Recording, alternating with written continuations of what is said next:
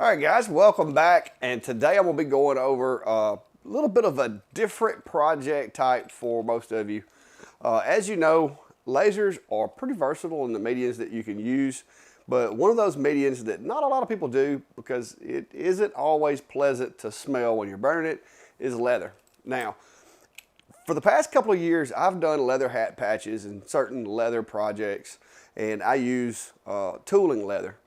The typical, what you would get, the synthetic leathers and the engravable leathers, sometimes those just aren't what you want.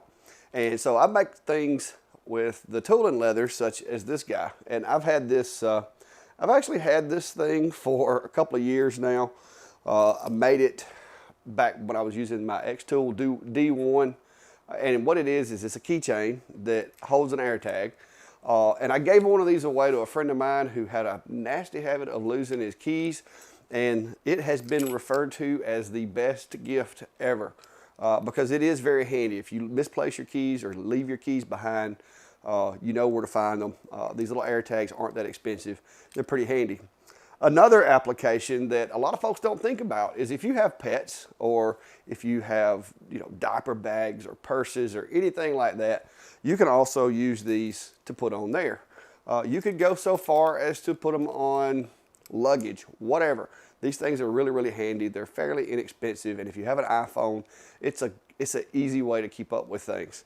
Now, being that I've done canine work for a long time and I deal with dogs and pets, GPSs for animals, for dogs, is kind of expensive, but I decided to come up with my own little air tag holder that is made from leather, and you can actually insert the dog's collar around through the slots in this and have the air tag in there. So even though you don't have to have the GPS plan and you don't have to be tracking the animal all the time, if you carry your pet with you when you go places, and in the event that the dog gets lost, or if you were to leave him behind somewhere, the air tag would alert you.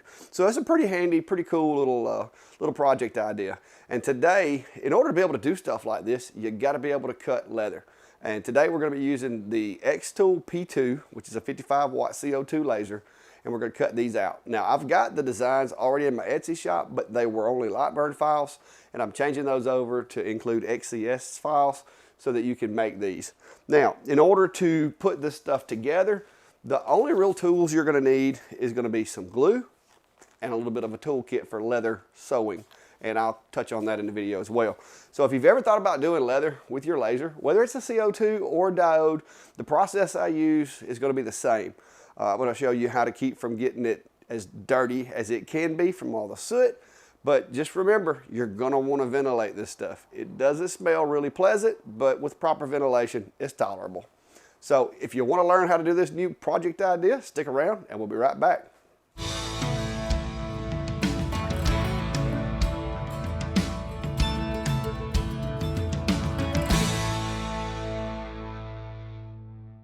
All right, guys, so one of the things that I like best to use when doing leather is green tape, and you can use blue with the CO2.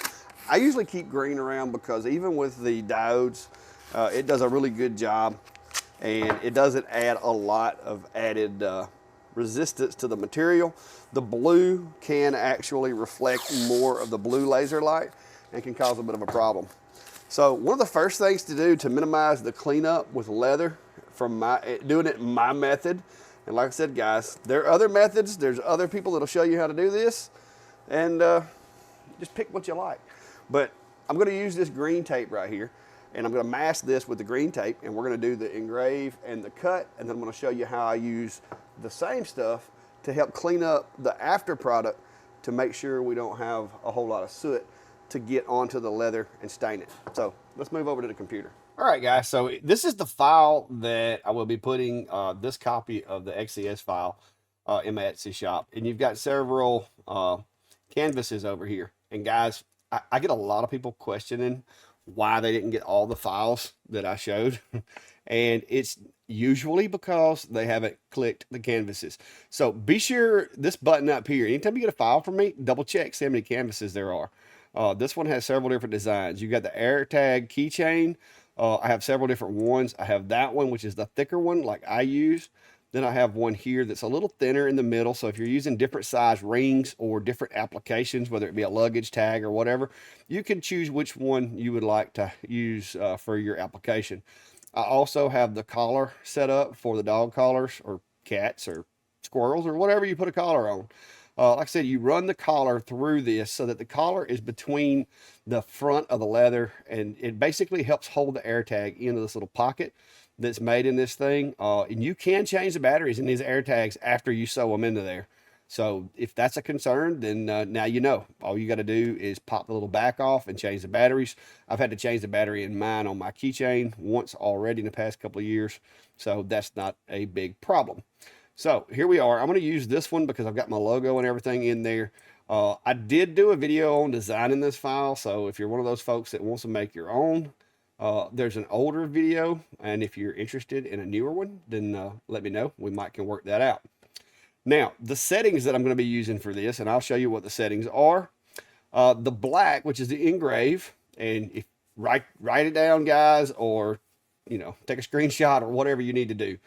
The engrave speed that I'm going to be using on this particular tooling leather. Now, it can vary from color to color, batch to batch, but for the most part, this setting should work with most of the leather if you use a link to the ones that I use. And like I said, if you're, certain type leather, people are afraid of the fumes and, they have certain chemicals and so forth in there. So use your own judgment when selecting your leather.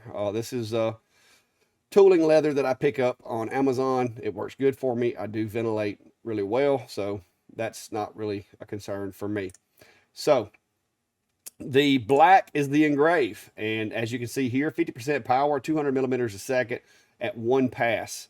All right, this little blue line, this is basically, you can turn this on if you want to do a score, just to kind of have a line around through there.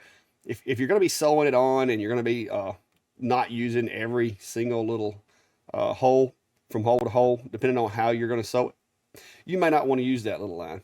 But I've got that set to not output in the file. And of course the yellow is going to be the cut, and this is the part that really counts. So you got to make sure that you have your settings properly set. And if you want to use mine as a jump off, feel free, but you may want to play with the settings to see if you like a different outcome. What I'm going to be running is 100% power at 30 millimeters a second, and I'm going to be running as 3 passes. And the reason I do it is because leather can be stubborn. Typically speaking, it's going to cut clear in 2 passes. That 3rd pass is just to get all those little tiny little fragments of leather to make sure that everything is completely gone. So if you want to play with the settings, feel free, but that's what we're going to be running. Now, when you get in here, this leather, I know because I've measured it, is 2 millimeters thick. And you can see I've created my own little custom power settings for it. So just to make sure that I have refreshed my view, I'm going to do that right quick. And apparently I have already. And we're just going to hit the process button to cut this out. The masking is to keep the part from getting all this black smoke on it. And you'll see what I'm talking about here in just a second. It's going to save you a lot of headache in the cleanup portion of this project. So let me get over and hit the button.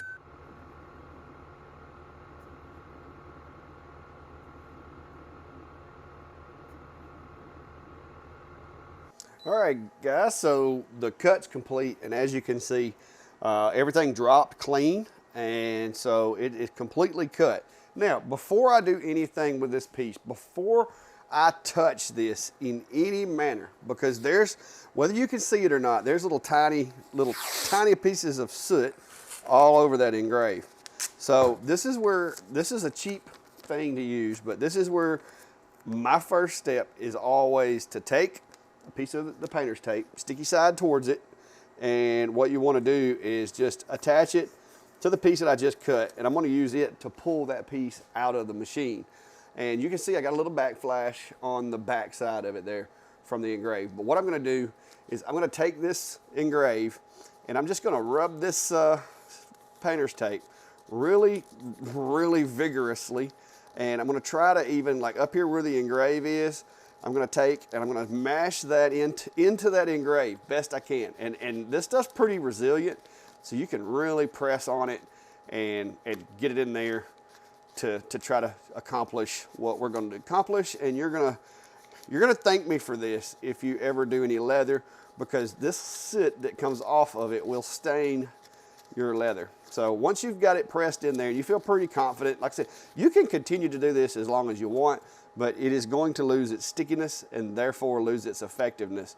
When you get done, you simply pull the painter's tape off, and that is why I did this, guys.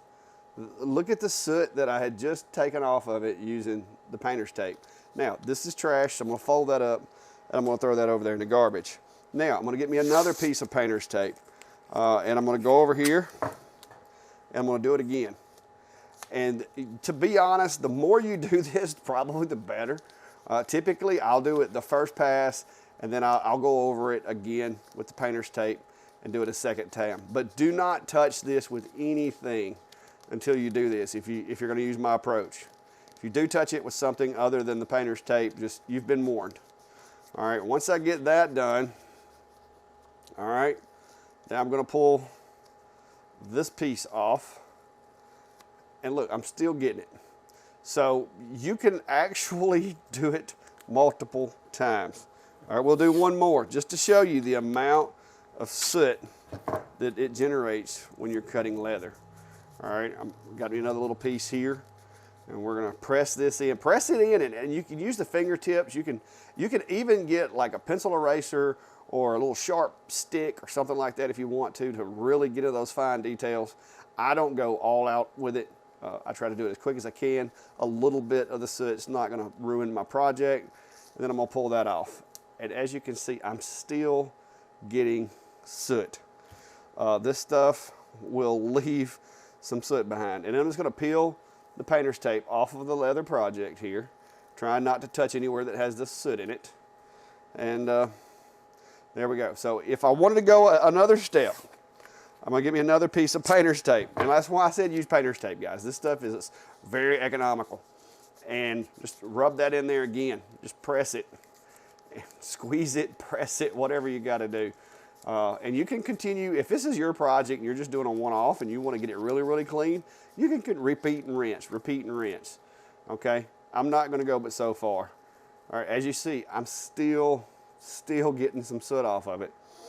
So at this point, I've gotten the majority of it. I'm gonna take it over here to my shop air compressor, and I'm just gonna hit it really good with the shop air.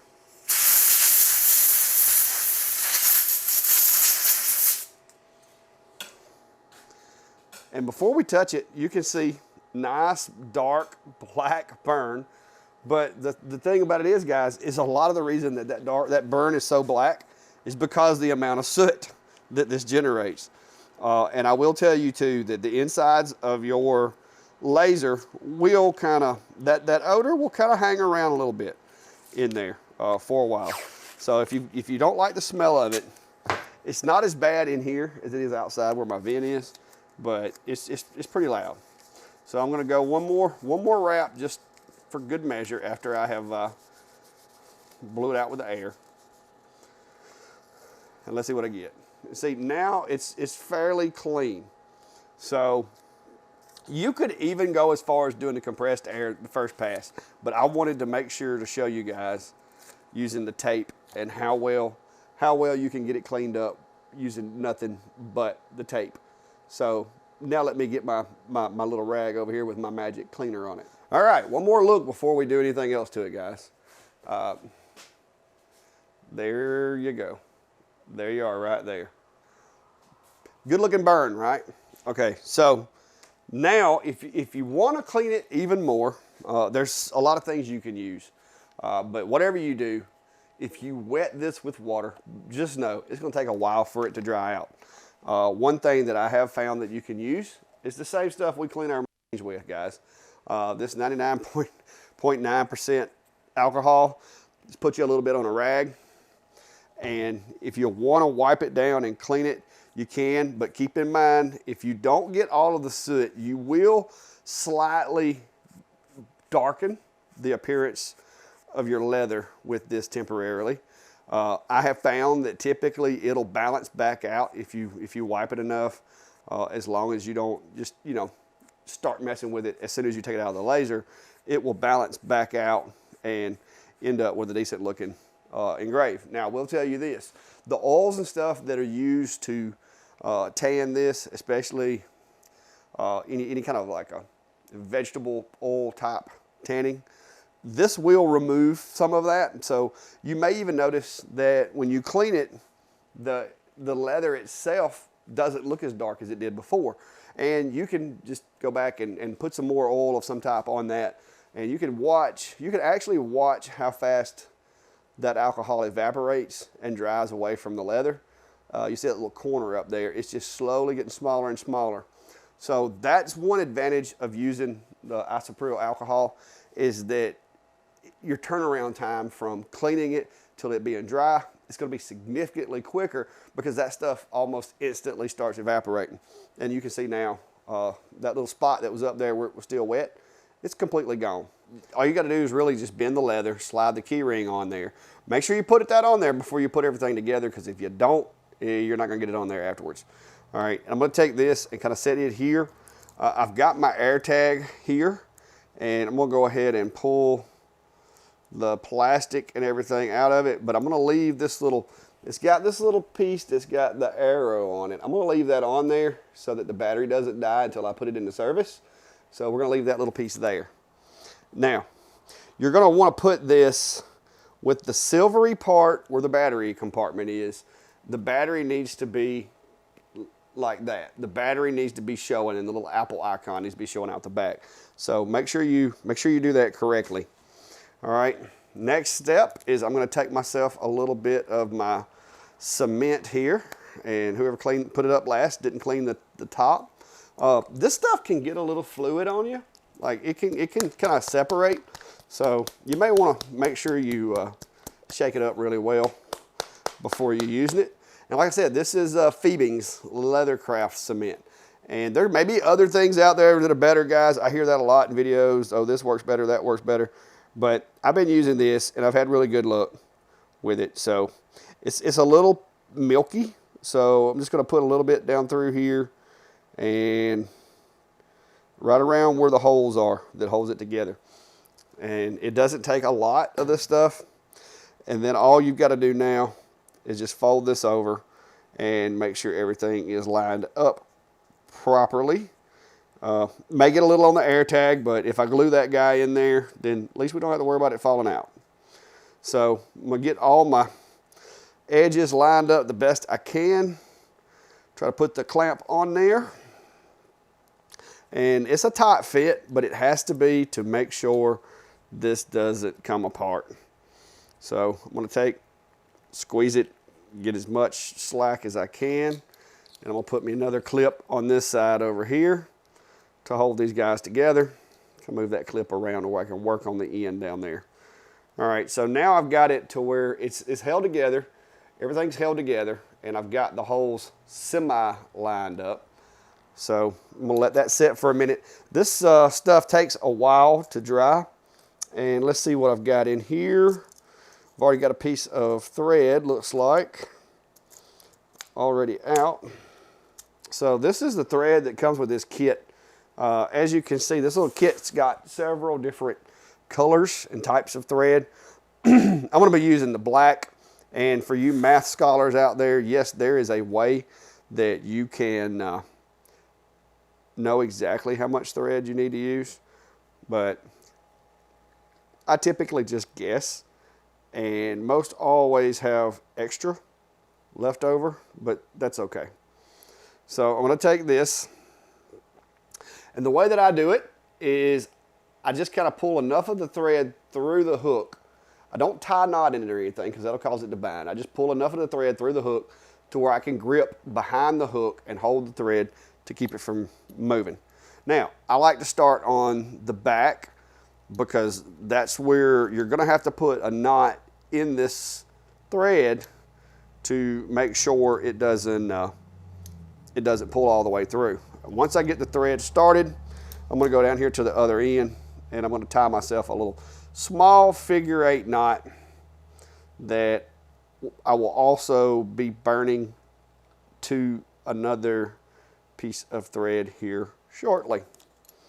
So I'm going to put me a little knot back there just to give me a little stopping point. All right. Now, so I've got the knot back there on the back. I'm going to go out this way. I'm going to go back in through the back. All right. So once you get there, I'm just going to kind of hold that knot and not let it go through the hole. It actually, you can pull that knot through the hole if you try hard enough, but I'm going to kind of hold my thumb against it to keep it from going through there because I'm going to attach the two ends of this thread together once I get back to that location. And I'm just kind of bumping it to make sure that it gets good and snug. And I'm going to go all the way around this guy. Same thing, in one side, in the other, in one side, and in the other. These things are very labor intensive, so I don't sell a lot of these unless it's a custom thing for somebody. And when I do, they're not cheap. But go check on Etsy and see what kind of money they're selling these things for, especially if you're doing customs. If you like doing this kind of thing, you can make some pretty good money, even with these little air tag holders, key rings, that kind of thing. But I'm just going to keep running around through here. Like I said, the glue is in there, but the glue takes a while to set. But I want to make sure to have the thread in and have it locked down before the glue dries.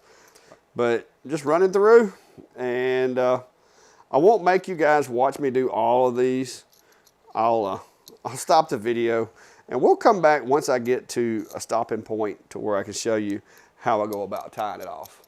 So far, I've gotten a good bit of it done. So now I'm going to take my clamps off and just go at it without the clamps. So as you can see, I'm doing every other hole. And so in doing every other hole, the thread's just kind of, it's kind of a checker pattern. But I'm going to run on around through here and get the rest of these done, and I'll bring you guys back along once I've made some progress.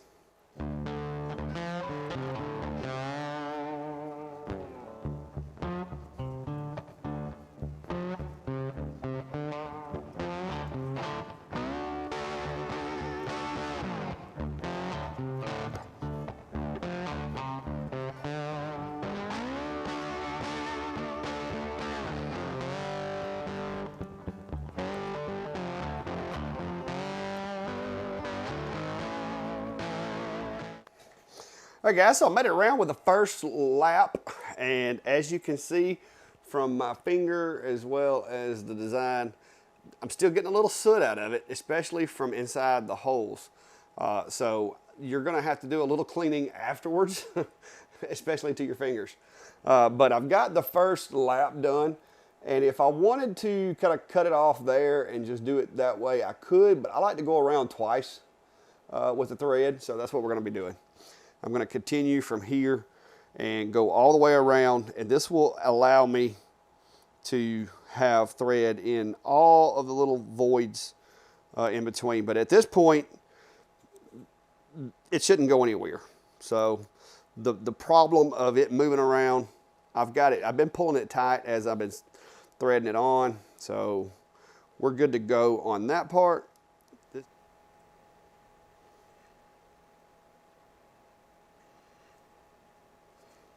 Could you please move?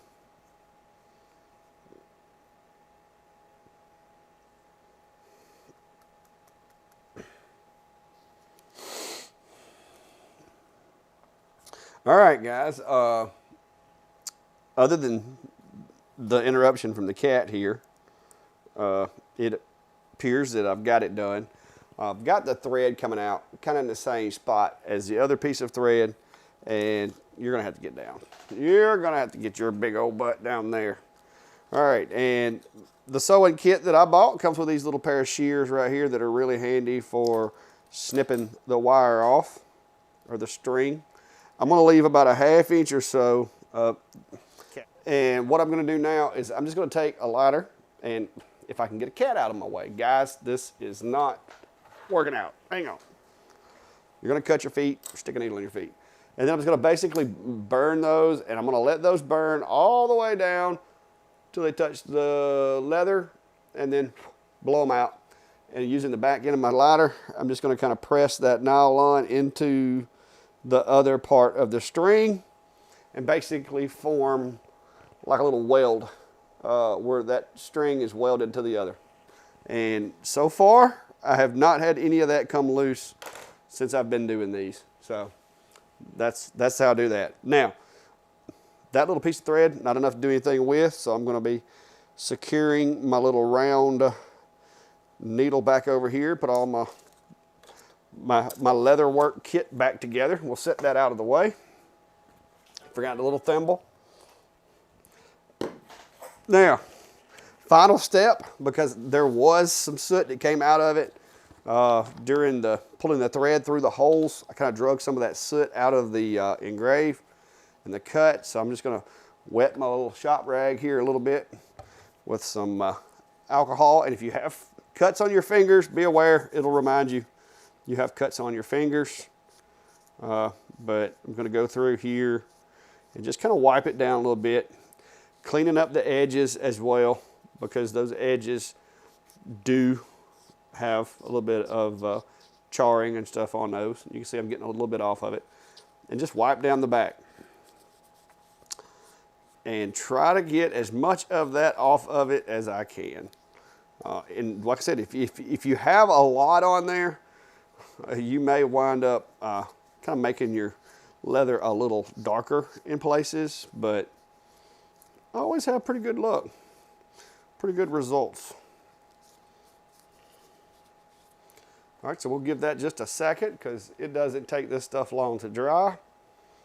And if you really want to speed up the process, get yourself a heat gun and just kind of gently warm it. Don't get it hot because there's an air tag in there, so you don't want to get it too hot, but you can just kind of gently warm it and expedite the evaporation. So now I've got it pretty much cleaned. I'm just going to take the dry rag and wipe it a little bit on the dry part just to make sure that no big blotches. And there we go, guys. There's the finished product. The air tag is in here. That's the little, you have to remove that in order for the battery to engage. But I've left that in there because I don't want to activate this one just yet. I'm going to hang on to it. I have one for my personal truck keys, but I've been needing one for my work truck keys. And so that's what I plan on doing with this one. And like I said, I have different size, like the part here that goes to the keychain. I have different sizes of that. I prefer the really, really robust one. I don't use this as a key ring per se. That is simply an eye to be able to attach it to a larger key ring or attach it to a key fob, like the one that I've been toting in my pocket for the past 3 years. We'll say 3. I'm close to coming up on 3 years. So that is how you create these. It's a cool project. Hat patches, same process. It's just with a hat. I use the same glue. I use the same threading technique. And guys, if you're like a master leather crafter and maybe you see something I'm doing wrong, feel free to drop a comment, a recommendation. But this is the way I've been doing them, and it's working for me. I've made lots of these things and yet to have had a hat patch or one of these come loose. So on the same note, if you are a leather crafter and you think I'm doing it properly, drop that comment down below too, because that would make me feel a little better. At least I'm not just doing it some wild, crazy way. But guys, like I said, diodes or CO2s, this is capable. You're capable of doing this. It is possible. You just, like I said, use the masking technique. Works best for me. I've done it both ways. It took me a little while before I started actually masking them. I've done several, but after having to do some extensive cleanup and even having to take sandpaper to my engraves, I decided that I was going to start masking them. And I do have a piece of like 2000 grit sandpaper. And if you get it dirty enough and you need to, you can actually hand sand these things and expose the leather. But if you sand it too much, you're going to cause it to get a little rough as compared to the smoothness of it. And also you can go back and tan this. You can put lotions, oils, mink oil, whatever you want to on there. to kind of condition this material and make it a little more elastic and smoother as time goes on. So I hope this was a cool project for you. I hope you liked it. And if you did, drop a comment down below. There will be links down there for everything that we used in the project. So if you saw anything in the project that you don't have or you'd like to get, go click those links and get them ordered. But until next time, guys, be safe and have a good day.